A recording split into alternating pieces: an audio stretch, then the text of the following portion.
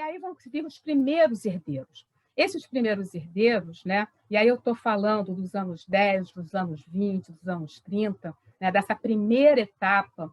As pessoas muitas vezes confundem, quando a gente fala assim, a primeira geração de imigrantes, a pessoa às vezes ela acha que está falando dela, né? Não, eu sou a primeira geração da minha família. Não, a gente está falando de um contexto histórico e social.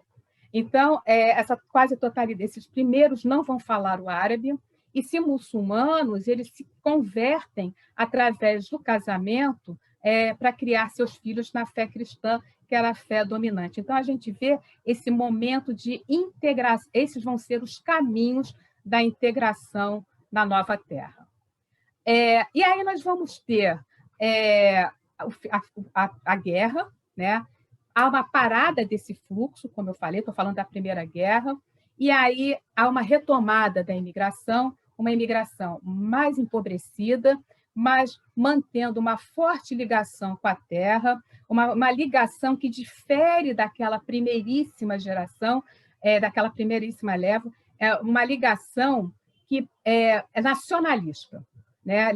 Muito ligada ao pan-arabismo. Lembrando que o pan-arabismo, né, ele é de origem cristã, né? São os cristãos libaneses que vão trazer esse pensamento pan-árabe para dentro do mundo árabe. E aí eles têm essa ligação com a terra através dos partidos. Inclusive, nós vamos ter aqui no Brasil células de alguns partidos ligados à Síria e ao Líbano, principalmente ao Líbano, né?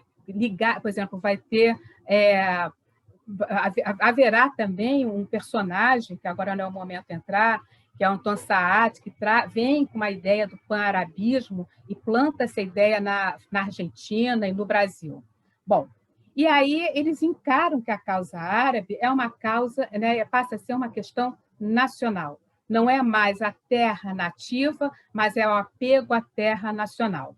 Esse apego à terra nacional, como uma maneira também de preservar, e eles começam a ter uma consciência da preservação dessa identidade, e aí vai emergir na diáspora o sentimento, um movimento chamado Al-Mahjar, que é o movimento da imigração, que, inclusive, o Gibran, Khalil Gibran, vai ser o representante desse movimento literário nos Estados Unidos. Esse movimento ele se inspira, né, influenciado pelo movimento do renascimento cultural do mundo árabe, que é denominado Al-Nahda, né, que significa o ressurgimento, o renascimento, e com ele eles vão preservar, como é uma elite, também nós vamos ter, né, apesar de uma imigração mais empobrecida, a questão cultural do árabe, né, como identidade cultural, aquele passado abássida, aquele passado das grandes conquistas na Península Ibérica, ele procura ser mantido através da Nahda e que reverbera nessa literatura da imigração, que é a literatura do Marja, que muitas vezes vai ser escrita também em língua árabe. E a gente vai torna a citar o caso do Gibran, nos Estados Unidos, que ele vai escrever em inglês e em árabe. Nós vamos ter também, no Brasil, essa representação, essa literatura aparecer. Nós vamos ter um intelectual que chega aqui em 1910, nos anos 10, que é o Elias Farhat, que vai ser um dos líderes da literatura do Mahjar aqui no Brasil. E essa literatura ela vai permitir a preservação da cultura árabe, como também vai mostrar para esse brasileiro que não conhecia essa cultura, né, que vai chamar esse árabe, vai olhar para esse árabe com estereótipo, estereotipado, como alguém que não conhecesse, que não tem uma formação cultural. Esse movimento do Mahjar era para dizer também nós temos uma cultura ancestral, uma cultura literária, uma cultura filosófica. Então, esse movimento é de grande importância nas Américas, e aí eu englobo tudo por conta disso. E ele vai, aqui no Brasil, produzir jornais. Então, nós vamos ter, no início do século XX, vários jornais, a ponto de, quando chega nos anos 40, somam-se 13 jornais em língua árabe no Brasil. Alguns vão ser bilíngues, depois Rasmeh vai ser bilíngue, mas qual era a finalidade?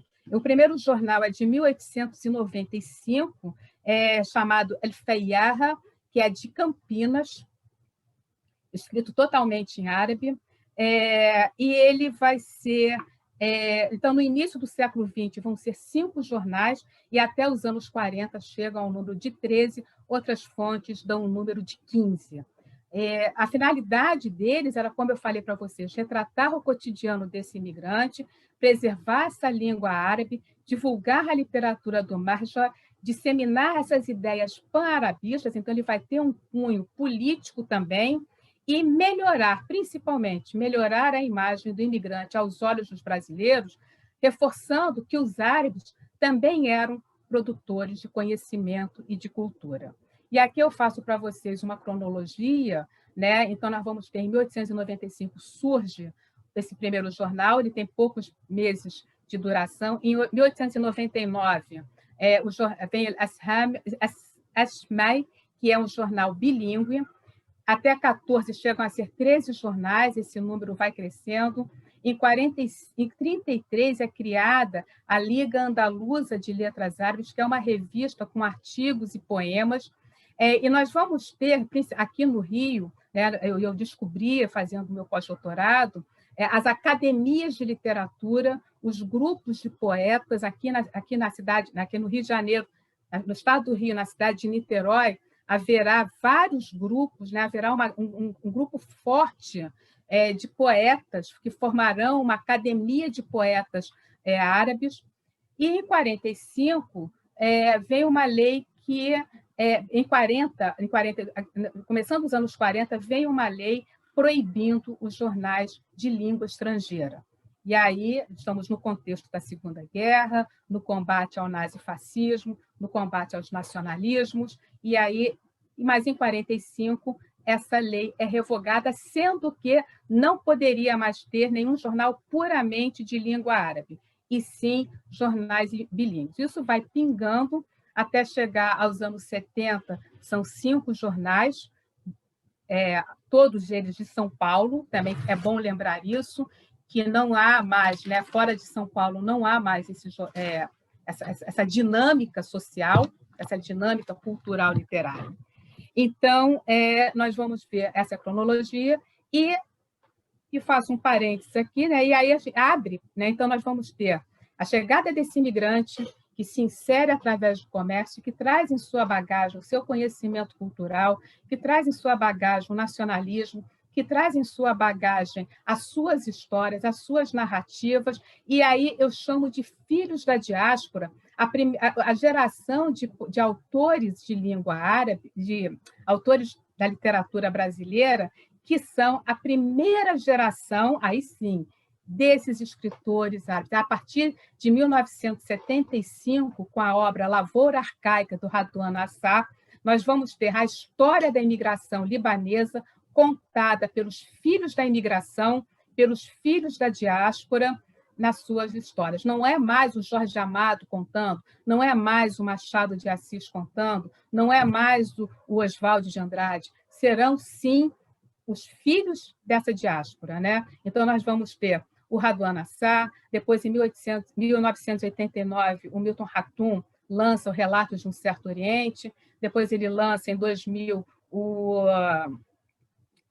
Dois Irmãos, nós vamos ter Salim Miguel, nós vamos ter em São Paulo, né, recentemente, Marcelo Maluf, que ganhou o prêmio Jabuti em 2017. Então, nós temos uma geração que vai construir uma narrativa e que vai resgatar essa memória, que no início eu falo da importância de preservação da memória, né, uma memória carregada de afetos, né, que vai desenhar a verdadeira história desse imigrante. Então, é uma narrativa que é importante para a presentificação, manter presente um passado que nos constitui. Eu agradeço, em nome do GEPOM, imensamente a oportunidade de estar aqui e espero que tenha contribuído com alguma coisa, uma apresentação muito modesta, mas é uma apresentação feita do meu coração para vocês. Muito obrigada.